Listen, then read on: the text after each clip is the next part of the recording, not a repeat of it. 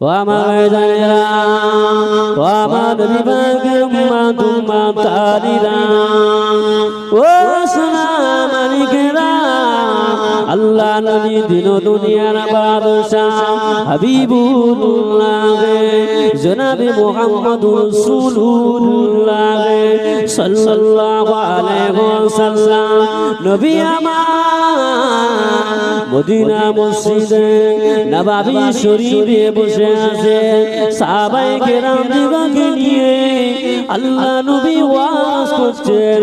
ওই সময় দেখতে পাওয়া গেল আল্লাহ নবী একজন সাহাবী মসজিদে নববী শরীফে কিনারায় বসে বসে কাঁদতে লাগলেন। আল্লাহ নবী সাহাবায়ে কেরাম দিগকে নিয়ে আল্লাহ নবী ওয়াজ করছেন। এমন সময় দেখতে পাওয়া গেল ওয়াজ করতে করতে আল্লাহ নবী আমার ওই সাহাবীর দিকে নজর পড়ে গিয়েছে। সাহাবী বসে বসে কাঁদছে, আল্লাহ নবী ওই দিকে নজর পড়ে গিয়েছে। আল্লাহ নবী সাহাবীকে ডাকলেন, বাবা সাহাবা কি জন্য কাঁদছো?